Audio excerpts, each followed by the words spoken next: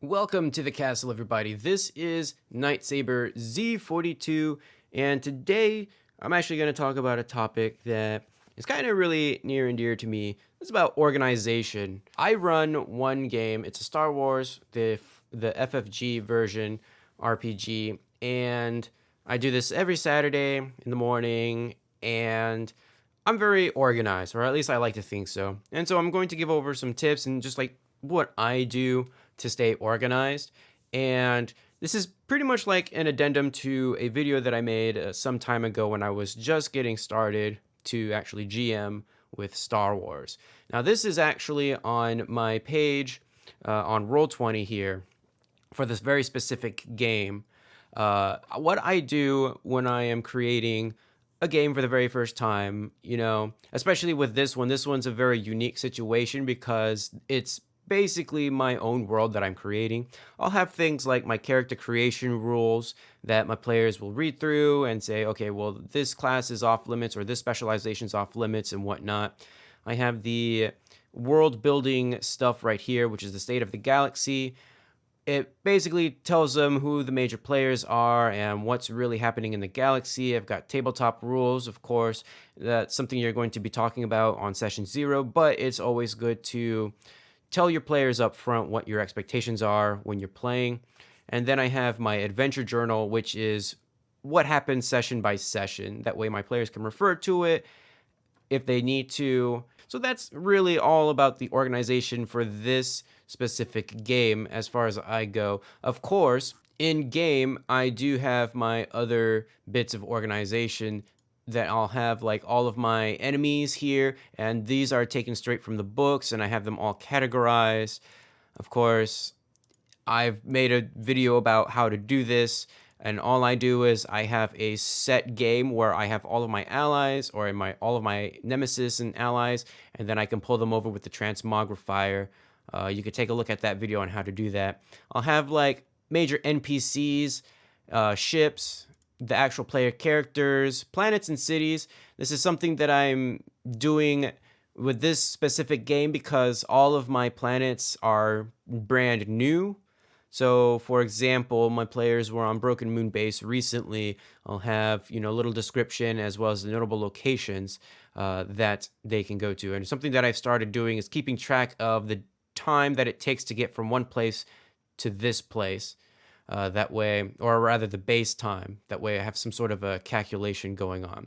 But something that I actually am going to refer to is how to actually organize your game further. So this is my Google Drive. As you probably have seen from a previous video, I have things categorized. So I have like my adventures, characters, cheat sheets, finished products that I have here. These were just things like player handouts and whatnot. I type my opening crawls here and I can refer to them. That way I can just put it into the program and run it there. These are the tokens from Reddit. And then of course I have things like, in case I need to, use Discord for dice rolling, I have the Discord dice bot and all of the commands here. The complete species guide. If you have not picked this up, it is quite a very good read through. It has lots and lots of species in the Star Wars universe that you can use with unofficial stats. So you can definitely use that if your players are requesting a very unusual alien.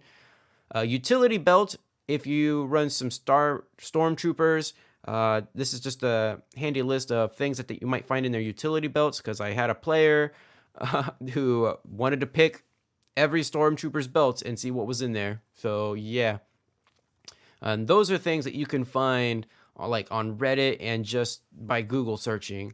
But the thing that I really want to show you today, I'm actually going to refer to a Reddit post. This is by Interesting Tale 494, and a while ago they had posted a Star Wars Die Hard adventure, and that's not really what drew me to this specific post. This post is significant for me because this person actually included the adventure sheet in a very nice and organized way.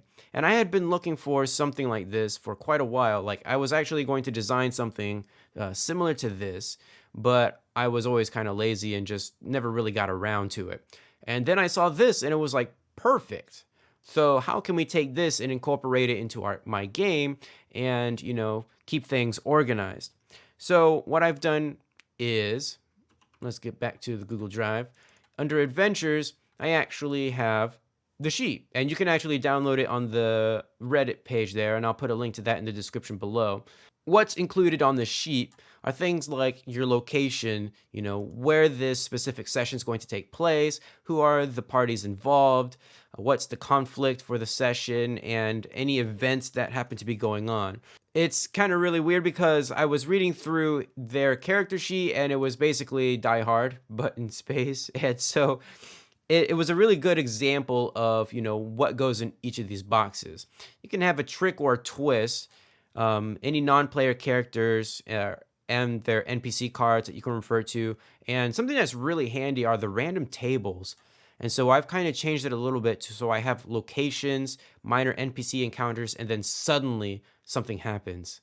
So let's take a look at an actual example. This is the one that I ran for my group yesterday. They were going to a place called Broken Moon Base, which are the remnants of a broken moon that have been converted into a station for people who have nowhere left to go. It is a major trading hub between three major factions in the galaxy that they are exploring. The system is also the location to several mining companies and has also seen a rise in pirate activity. And so the major parties for this specific session is, I couldn't really come up with a name to describe them, but they're called the Black Bloods. These are prisoners who were, I wouldn't say kidnapped, they were bought out by a Hutt named Drengle the Hutt, and then they were transferred to this new galaxy in Carbonite. And so you have the Hyperion, which is the Orion Initiative. So if you think about Mass Effect, Andromeda, it's pretty much the same thing. You have the planet of Terith and Bidfira, who is a Twi'lek, who's pretty much in charge of the planet. And then you have Broken Moon Base, or rather the people of Broken Moon Base. And so the aim of this adventure was that a mysterious group of mercenaries from Drengle's prison arc called the Black Bloods are unleashing attacks on the Broken Moon Base system. That's their primary conflict there. And then as players are exploring this base, assassins are going to start to hunt them down. Like, they have a hit on them, so they're going to have to avoid these assassins. The major event that's going on in the galaxy that kind of also leads into this, leaders from Hyperion, Terith, and Karza, which is another location, have been attacked in a surprise assassination attempt from the prison arc. The big bad guy's name is Zerg. He's the leader of this specific arc, and he means business. He's trying to take out the major players and unleash war. As players have landed in Broken Moon Base, they are warned about a possible assassination attempt. So that kind of keeps them on their toes a little bit. And then there's a trick, or the twist was going to be the Mysterious Pirate arc, or Prisoner arc, is a second arc that Drengle financed and stowed away thousands of the galaxy's worst prisoners to do his dirty work. The prisoners have been set loose, freezing Drengle and unleashing war among the different factions. And that's kind of the big revelation that the players have discovered this past session. My NPCs, there was going to be a Barabel mercenary named Ragath. Of course, I never really give out names in my games for some reason, so he just went by Barabel, or the Barabel. You have Zerg. There's a Trandoshan, leader of the prison arc. He's basically going to be like the war leader for this group of people. I've also written some notes about weapons that my players want to see, so they're going to have fun with that. If my players had actually explored a little bit, they would have met some of the other NPCs. I just had them here ready just in case. And then, of course, on the other side, I have their NPC cards, like Ragath was going to be the Barabel officer, going to use Bosk for Zerg, just as a Nemesis template there. I have some Gamorrean guards, pirate captain and crew if I needed them, maybe a Trandoshan mercenary if I needed that. And then you have the random tables. Now, the random tables for the template go all the way up to 6, and I kind of increased that a little bit to have 8 different locations and 8 different minor NPC encounters, and then 8 suddenlies or whatever you want to call them. And so, gonna have to take a lot of creativity to actually flesh this one out. You can make it as many as you want or need, or as little as you want or need. And so I had things like Club Inferno, and I would give like a little bit of a description. So this is going to be like the Mass Effect like club, probably on Omega or something like that. You have your dry dock, an ice box, and I actually took a lot of these locations from A Pound of Flesh, which is a mothership module that actually has station building on it. So places like the ice box come straight out of A Pound of Flesh. The dome is straight out of A Pound of Flesh. The sink, life support, those are all from A Pound of Flesh. I just kind of took those, kind of tweaked them a little bit and put them in here. And then you would have minor NPC encounters. So I would have, as my players were kind of exploring the station a little bit, I would have them roll a d8 to determine where they ended up. Another d8 to determine what kind of an NPC encounter they would have. For example, they meet a minor assassin group, which consists just of Gamorreans, the number of Gamorreans to the number of PCs. And then you would have a major assassin group, which is actually led by the Barabel mercenary. You might have like a thief or a street urchin who kind of comes up to try to steal an item from an NPC, or a herald from the Church of the Force, which would have been really fun. Black market drug dealer and arguing citizens, just out in the middle of the street, maybe like West Side Story, you know, 2 gangs kind of meet up and are about to brawl, and the players kind of get caught up in that. Or a gambler looking to take credits from the PCs, or a persistent beggar who just follows them around like the entire rest of the session.